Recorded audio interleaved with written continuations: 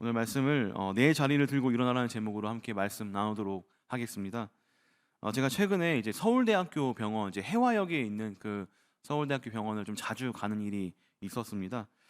병원이 워낙 크다 보니까 이제 건물과 건물 사이로 이렇게 들어가서 제가 원하는 곳으로 또 가는데요. 그곳은 또 특별히 어린이들이 치료를 받는 그러한 어린이 병원이 따로 있을 정도로 큰 병원입니다. 그래서 이제 해화역에 내려서 이제 본관으로 가려면 그 이제 어린이 병원 건물을 지나셔서 가게 되는데요. 이제 그곳에 가면 참 작은 너무나도 작은 100일도 안 된 그런 갓난 아기부터 한참 뛰어놀 수 있는 그러한 뭐 초등학교 아이들까지 많은 아이들이 그 어린이 병원에 있습니다. 그 아이들 참 어디가 아픈지 저는 자세히는 모르지만 그 병동의 복도를 지나갈 때마다 그냥 스쳐가는 것에도 불구하고 이 아이들이 얼마나 많이 아픈지 또 심한 병에 걸렸는지를 제가 줄곧 보았습니다. 이번 주 주일 설교처럼 전도서의 인생 말씀을 보면은 정말 인생을 곱씹어 보는 여러 장면들이 있지만 저는 개인적으로 참 인생을 가장 깊이 담아볼 수 있는 장소를 꼽자면 이 어린이 병원, 이 어린이 병동을 꼽고 싶습니다. 이 아이들의 아픔이 우리의 인생에 참 무게감과 의미를 더해주고 있더라고요. 그리고 그 아이들 곁에는 항상 배경이지만 부모님들이 같이 항상 있습니다. 그 아픈 아이들을 간호하고 또 간병하는 부모님이 계신다는 거죠. 저도 아이가 아파봐서 알겠지만 그 부모의 얼굴에는 하나같이 그늘이 드리워져 있습니다. 아픈 아이를 간병하며 정말 쉬지 못하고 하루도 쉬지 못하고 한시도 긴장을 풀 수 없는 그 부모님들의 얼굴을 보면서 또 한켠에는 이 아이가 얼른 나아서 다시 회복할 거라는 그러한 기대와 소망 또한 그 얼굴에 같이 볼 수가 있습니다. 저는 오늘 우리가 읽었던 이 아픈 사람들이 모인 곳, 이 병자들이 모인 곳, 치유와 또 많은 불치병 환자들이 있었던 이 베데스다 목가가 마치 이러한 오늘 제가 얘기했던 이러한 대학병원, 특히 어린 자녀와 부모들이 한결같은 마음으로 모인 곳이 바로 이렇게 베데스다 목가와 절묘하게 겹쳐서 보였습니다. 아시다시피 이 베데스다 목가는요, 이 이름의 뜻은 은혜의 집, 자비의 집이라는 그러한 의미를 가진 곳입니다. 베트라는 이 집을 의미하는 히브리어와 또 헤세드라는 말 많이 들어보셨죠? 뭐 인애, 자비, 뭐 은혜 이 두 단어가 합쳐져서 이 베데스다라는 곳이 되었던 것이죠. 오늘 말씀을 들어가기에 앞서서 저는 요한복음 1장에서부터 4장까지 어떤 흐름이 있는지를 잠깐 살펴보고 오늘 이 베데스다에서 기적을 일으키신 예수님에 대해서 살펴보고자 합니다. 이 요한복음을 관통하는 여러 주제들이 있습니다만 당연히 좀 중요한 주제로서는 바로 회복이라는 그러한 주제가 있습니다. 회복이라는 말 사실은 이 회복이란 말도 있지만 저는 원상복구라는 말을 조금 더 즐겼습니다. 회복과 원상복구가 사실 좀 같은 의미이기도 하죠. 뉘앙스는 조금 다르지만 앞서 예수님이 1장에서부터 4장까지 하셨던 이 사역들을 보시면은 이 원상복구라는 말이 좀 와닿으실 겁니다. 예수님께서 요한복음에서 가장 처음 기적을 베푸셨던 것이 바로 가나의 혼인잔치에서 물을 포도주로 바꾼 사건입니다. 아시다시피 그 예수님이 바꾸셨던 그 물은 바로 정결 예식에 쓰였던 물입니다. 그 물은 6통 드는 물이라고 얘기를 했고, 그러니까 완전한 숫자 7을 앞두고 이 6통의 이 정결 예식에 쓰이는 물을 예수님께서 포도주로 바꾸신 것이죠. 그러니까 어떻게 보면 이 정결 예식은 율법에서 비롯된 이러한 정결법을 예수님께서 포도주, 즉 나중에는 이 포도주가 예수님의 또 피를 의미하고 있습니다. 이 예수님의 피, 자신의 피로서 이것을 정결하게 하신다는 의미로 진정한 정결이 무엇인지, 그러니까 유대 법에서 비롯된 정결이 불완전하고 이것을 완전하게 예수님의 피로서 정결하게 씻으신다는 그런 의미를 요한복음 2장에서부터 시작하고 있습니다. 또 이후에 예수님은 우리가 너무나 잘 알고 있는 성전을 청결하는 사건을 보이십니다. 그러니까 성전을 다시 원상복구시키시는 것이죠. 어찌 보면 모든 사람들이 있는 그곳에서 하나님 예수님께서 그 청결 사건을 행하심으로 말미암아 자신을 나타내고 계십니다. 그래서 예루살렘과 온 유대에서 예수님의 첫 인상, 첫 번째로 예수님이 무엇을 하셨는지를 물어본다면 아마 많은 이들이 예수님은 이 성전에서 많은 잡상인들을 내쫓고 성전을 청결했던 이 사건을 얘기할 정도로 예수님은 지금 화제의 인물로 등장하게 된 것이죠. 그리고 예수님께서 그 일을 행하셨던 때가 언제냐라고 물어봤을 때는 바로 유월절을 앞두고 이러한 일을 하셨다라고 합니다. 유월절에 앞서서 이 성전을 청결하시고 또 유월절에는 많은 표적과 이적들을 보여줌으로써 그리고 마지막으로 그날 밤에 또 예수님을 찾아온 니고데모에게 진정한 거듭남과 또 하나님 나라에 들어가는 것이 무엇인지를 알려주는 말씀을 하고 계십니다. 이후에 사마리아 여인에게 갔을 때는 진정한 예배가 무엇인지를 알려줬고요. 그리고 참된 생명수, 참된 그 해갈을 참된 해갈을 해주시는 분이 예수님임을 알려주고 있습니다. 이처럼 예수님은 계속해서 잘못된 신앙과 또 종교 활동 수준에 머무르고 있는 유대인들, 바리새인들 그리고 사마리아인들에 이르기까지 그들을 회복시키고 원상복귀하고 있는 사역을 하고 계신다는 것이죠. 잘못된 것을 고치고 그리고 무엇이 진짜인지 알려주시며 바르게 교정해 주시는 사역을 하고 계십니다. 이것은 오늘 우리가 살펴볼 이 베데스다 못의 사건의 흐름도 마찬가지로 같이 가져가고 있습니다. 이것은 단순히 38년 된 병자를 일으켜 세워서 고치신 것이 뿐만 아니라 이 안에는 보다 깊고 넓은 차원의 고침과 회복이 있습니다. 저는 오늘 말씀을 통해서 이 베데스다 못가에서 예수님이 행하신 세 가지 회복과 치유에 대해서 한번 살펴보려고 합니다. 우리 성도님들 가운데 특별히 여기 계신 분들도 회복이 필요하신 분들이 계실 겁니다. 어떤 영적인 회복뿐만 아니라 육적인 회복, 신앙의 회복이 필요하신 분이 계실 텐데 오늘 이 말씀을 통해서 여러분들 많은 은혜와 또 치유하시고 회복하시는 예수님께 가까이 나아가시는 시간이 되시길 간절히 바랍니다. 첫 번째로 예수님께서 행하신 회복과 치유 그 첫 번째는 바로 병의 치유였습니다. 38년 된 병자를 고치신 것입니다. 이 병자는 추측하건대 아마 제대로 걷지 못하는, 그래서 남들과 다르게 연못으로 스스로 자의로서는 걸어갈 수 없는 그러한 사람이었습니다. 아마 다리를 절거나 혹은 중풍이 있을 수도 있고 또 그가 누워 있었던 자리가 있던 것을 보아 아마 대부분의 시간을 누워서 있어야 하는 그러한 중한 병에 걸린 사람이었습니다. 또한 그는 아주 오랫동안 이 병에 걸려 있었습니다. 성경은 그가 38년 동안 이렇게 38년 된 병자라고 했습니다.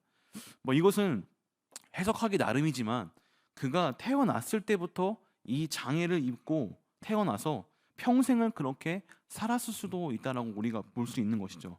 지금 제 나이가 옛날 나이로 38세입니다.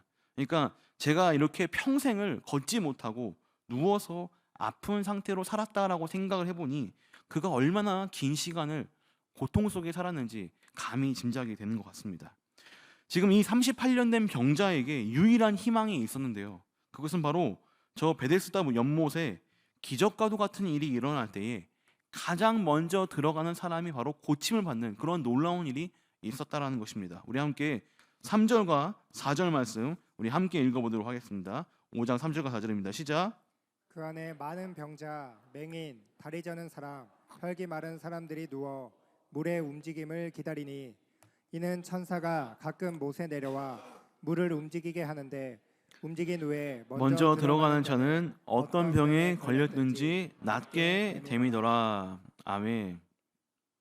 여기서 물이 움직인다는 것은 아마 간헐천과 같은 원리로 집안 속에 물이 움직이거나 혹은 기포가 올라올 때를 표현하는 그러한 것입니다. 지금 이 38년 된 병자는 어떻게 보면 이 기적 자세히 들여다보면 이 미신가도 같은 것을 바라보면서 38년이라는 시간을 보낸 것이죠.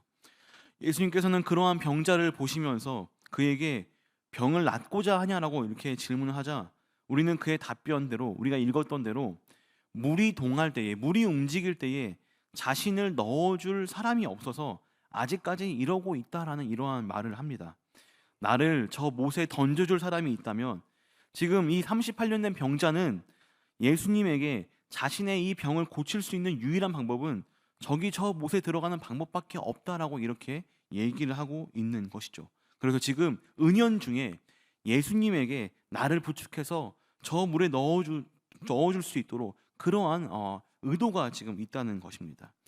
지금 이 38년 된 병자는 예수님을 그저 기적으로 나아가기 위한 수단 정도로밖에 보고 있고 있습니다. 이것은 종종 우리들도 범하는 잘못이기도 합니다. 예수님을 문제 해결에 용이한 도구로만 사용하는 것입니다. 나의 욕망을 채우기 위한 혹은 내가 원하는 것을 이루기 위한 예수님은 그저 보조 수단으로서 어찌 보면 38년 된 병자처럼 예수님을 구하고 예수님으로 만족하는 것이 아니라 내가 이루어야 하는 것을, 내가 가져야 하는 것을 위해서 예수님을 사용하는 것입니다.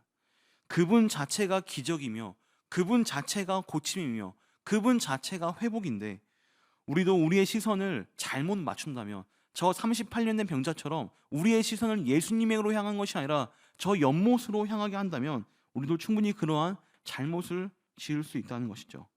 예수님은 자신에게 연못으로 데려다 줄 사람이 없어서 지금껏 자리에 누워있던 이 38년 된 병자에게 일어나라라는 명령을 하십니다. 그리고 그의 병을 치료하시죠.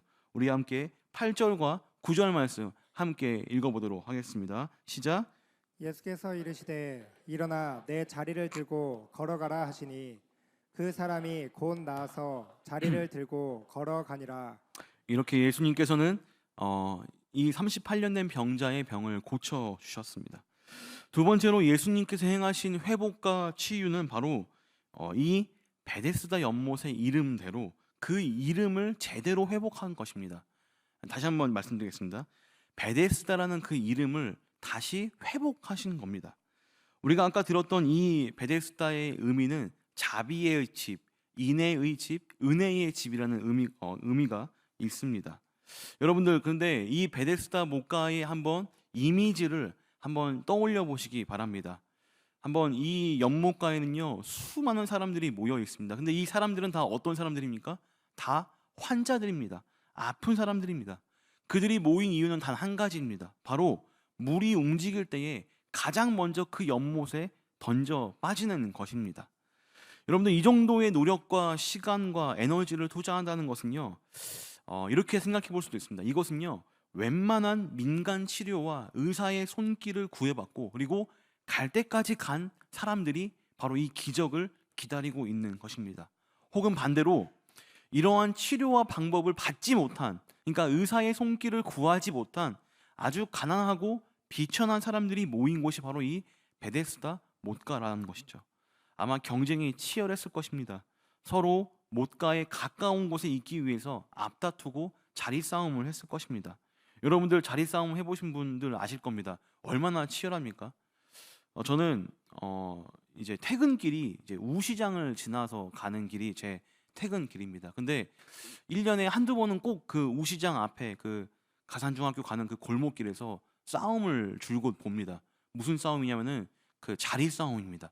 더 좋은 고기를 팔기 위해서, 더 목 좋은 곳에 내놓기 위해서 싸움하는 것을 제가 많이 봤습니다. 마찬가지입니다. 여러분들 이 베데스다 못가는요 그 이름은요 자비의 집이고 은혜의 집입니다. 그런데 이곳에 뭐가 없습니까? 자비가 없습니다. 은혜가 없습니다. 헤세드의 집이었지만 정작 은혜와 인애와 자비가 없는 곳이 바로 이곳이었습니다. 또 이곳은 어찌 보면 정말 말도 안 되는 정말 미신적인 요소로 가득 찬 곳이었습니다. 여러분들이 좋은 성경책을 갖고 계신다면 오늘 이 말씀에 가로가 있다는 것을 알 수 있습니다. 이것은 사본학적으로 조금 이슈가 있는 것이기도 하는데요. 여러분들 이 말씀처럼 이 이야기처럼 천사가 와가지고 그 병을 치료해 준다는 이런 어떻게 보면 정말 미신적인 요소를 볼 수 있다는 것이죠. 이곳은 예루살렘입니다. 하나님의 성전이 바로 옆에 있습니다. 하나님을 만나는 곳이 바로 옆에 있는 그런 곳인데 지금 이 베데스다 못가는 너무나도 미신적인 요소로 가득 찬 마치 천사가 와가지고 물이 동하면 병을 고쳐준다는 대구의 팔공산에서만 들을 법한 그런 이야기가 지금 이 예루살렘에서 들려지고 있는 것이죠. 여러분들, 왜 지금 이렇게 자비의 집, 은혜의 집이라고 불리우는 이 베데스다 목가가 왜 지금 세상과 같은 똑같은 경쟁의 모습 혹은 이런 미신적인 요소로 가득 찼는지는 몇 가지 단서를 통해서 알 수가 있습니다. 이러한 베데스다 목가에 불치병자가 난무하고 아무런 회복과 치유가 없으며 미신적인 요소만 가득한 것에 대한 1차적인 원인은 바로 바리새인들과 유대인들 때문이었습니다. 예수님은 지금 이들의 민낯을 드러내고 있는 것입니다. 유대인과 바리새인으로 대표되는 이 율법은요, 지금 이들에게 고침과 회복을 주지 못하고 있습니다. 하나님을 만날 수 있는 그러한 제사는요, 이미 사두개인과 이 바리새인들의 그러한 이윤을 착취하는 것으로 변질되어 있기 때문입니다. 나중에 제가 말씀드리겠지만 지금 38년 된 병자가 자리를 들고 이동한 이 사실은요, 지금 유대인들에게는 놀라운 기적이 주목되는 것이 아니라 오히려 지금 이 38년 된 병자가 율법을 어기고 있다는 것에 여기에 초점을 맞추고 있는 어처구니 없는 이야기만 내려놓고 있다는 것이죠. 사람이 고쳐지고 병이 나았는데 유대인들과 바리새인들은 지금 율법을 어긴 것에만 집중하고 있다는 것입니다. 이것은 마치 여기에 모인 병자들이 예수님을 주목하지 못하고 연못가만 바라보고 있는 것과 같은 그러한 동일한 흐름을 보여주고 있습니다. 또 하나 우리가 주목해 볼 만한 것은요, 바로 이 고침받은 병자가 38년 된 병자라는 것입니다. 여러 요한복음 주석들이 있지만 이제 아더 핑크라는 이 신학자가 쓴 요한복음 주석에는요, 이 38년이라는 이 시간에 비중을 좀 두고 있습니다. 여러분 아시다시피 우리가 이 출애굽한 백성들이 광야에서 몇 년을 살았다라고 얘기를 하죠. 보통은 40년이라고 얘기를 합니다. 그런데 이제 관점의 차이가 좀 있지만 사실 이들은 광야에서 잘못을 해가지고, 그러니까 12정탐꾼들의 그 사건 이후에 불평했던 출애굽 1세대가 다 모두 죽는 시간을 38년이라고 이렇게 얘기를 합니다. 신명기 2장 14절 말씀인데 우리 함께 읽어보도록 하겠습니다. 시작. 가데스 바네아에서 떠나 세렛 시내를 건너기까지 38년 동안이라. 이때에는 그 시대의 모든 군인들이 여호와께서 그들에게 맹세하신 대로 진영 중에서 다 멸망하였나니. 그러니까 지금 이 38년 된 병자가 보여주고 이 의미는요, 어떻게 보면은 시내산에서 율법을 받은 그 이스라엘 1세대들이 하나님께 많은 죄악들을 저지르고 모두 죽어버리는 그 시기를 38년으로 보고 있는 것입니다. 그러니까 그런 1세대들이 보여줬던 그러한 죄악된 모습들이 어찌 보면 이 베데스다 목가의 그러한 병인, 많은 맹인들, 저는 자들, 중풍병자 같은 그러한 상태임을 대치해서 보여주고 있는 것이죠. 그래서 이런 것들을 종합해서 봤을 때 예수님께서는요, 율법과 제사로는 어찌할 수 없는 그 사람들에게 친히 찾아오셔서 특별히 38년 된 병자를 일으켜 세우시고 베데스다, 그 이름의 의미처럼 자비와 은혜를 베푸는 그러한 이름의 회복을 지금 보여주고 있다는 것입니다. 마지막 세 번째로 예수님은 안식일을 제대로 회복시키셨습니다. 예수님께서 회복시킨 것은 바로 이 안식일이라는 겁니다. 이게 제일 핵심적인 이야기인데 좀 약간 이해가 잘 안 되실 수도 있습니다. 오늘 말씀을 보면요, 계속해서 반복적으로 나오는 이 한 단어가 있습니다. 바로 무엇이냐면 9절과 10절 그리고 16절과 18절을 보시면 계속해서 안식일이라는 그러한 날이 반복해서 나오고 있습니다. 예수님께서 이 38년 된 병자를 고친 날이 바로 안식일이라는 것이죠. 특별히 1절에서 보시면은 이 날은 명절이 껴있는 큰 안식일이다라고 이렇게 얘기를 하고 있습니다. 그러니까 우리가 지지난주에 맥추감사 주일에 드렸던 것처럼 그냥 안식일이 아니라 좀 의미를 부여하는 그런 안식일이라는 것이죠. 그러나 지금 상황은 어떻습니까, 여러분들? 이 안식일인데 베데스다 목가의 병자들에게는요, 안식일이 있습니까? 아니요. 이 안식일이라고 해도 이들은 계속해서 여기 못가에 나와 있습니다. 언제 기적이 일어날지 모르기 때문에 계속 쉬지 못하고 나와 있는 것이죠. 그러니까 자비의 집인데, 은혜의 집인데 은혜가 없고, 안식일인데 안식일을 지켜야 되는데 그들에게는 안식이 없는 그러한 상황입니다. 제가 아까 맨 처음 말씀드렸다시피 아픈 사람에게는요, 휴일이 의미가 없습니다. 그냥 계속 아픈 날입니다. 명절도 마찬가지입니다. 이들은요, 지금 많은 사람들은 기쁨을 누리기 위해서 예루살렘에 모였지만, 병자들은, 여기에 있는 사람들은요, 지금 신락 같은 희망을 가지고 이 베데스다 목가에 모여 있습니다. 여러분들, 그런데 이러한 병자들, 이러한 아픈 자들에게 지금 누가 찾아옵니까? 예수님께서 찾아오셨습니다. 그리고 이들에게 진짜 안식일의 의미를 알려주고 계십니다. 이 안식일을 만드신 분은 하나님이신데, 그리고 이 하나님께서 안식일을 지키라라고 얘기하셨고, 하나님 또한 쉬셨기 때문에 지금 이러한 안식일에 대해서 다시 한번 얘기를 하고 있습니다. 제가 잠깐 이제 분위기 좀 전환상 퀴즈를 하나 내겠습니다. 여러분들 잘 맞춰보시기 바랍니다. 지금 여러분들, 하나님이 이 안식일을 지키라라고 얘기하셨는데, 그렇다면 지금도, 오늘도 하나님께서는 안식일에 과연 쉬실까요? 어떠실 것 같습니까? 안 쉬실 것 같습니까? 쉴 것 같습니까? 좀 웃긴 질문이고 좀 약간 어이없는 질문이기도 한데, 긴가민가 하신 분도 계실 겁니다. 당시 유대인들은요, 하나님은 안식일에도 쉬지 않고 계속 일하신다라는 그러한 생각이 있었습니다. 왜 그러냐? 그것은 바로 출산과 죽음 때문입니다. 하나님이 무엇을 주장하고 주관하신 분이죠? 바로 이 생명을 주관하는 분이시죠. 자, 그래서 이것을 하나님이 일하시는 건데, 자, 그렇다면 여러분들, 안식일이니까 만약에 그러니까 우리로 치면 주일날 이제 출산하는 그런 아기가 이제 주일날 나오려고 합니다. 근데 주일은 하나님께서 쉬시니까 하루 기다렸다가 월요일날 나와라 이렇게 하시는 게 아니라는 거죠. 죽음도 마찬가지입니다. 주일날 죽을 것 같은데 조금만 더 버텼다가 월요일날, 이런 의미가 아니라는 것이죠.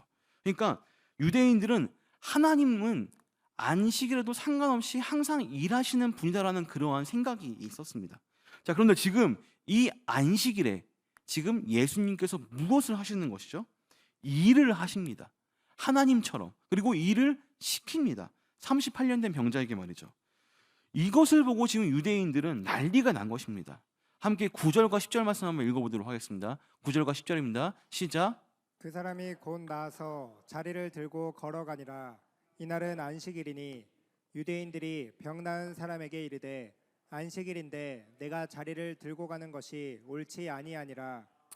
유대인들은 지금 이 안식일은 어긴 예수님에 대해서 38년 된 병자를 고친 것보다 더 이렇게 뭐랄까요? 화제거리였습니다.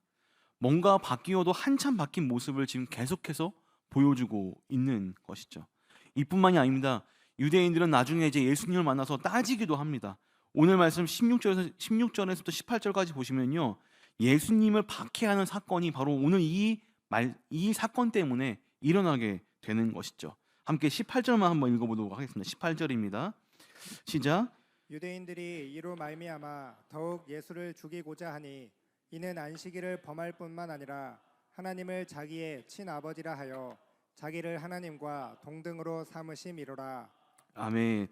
예수님은 이 안식일의 주인이신 하나님의 아들로서 그 대리인 아들도 동일하게 아버지처럼 일을 할 수 있다는 것을 보여주는 사건이 바로 오늘 이 말씀이었습니다.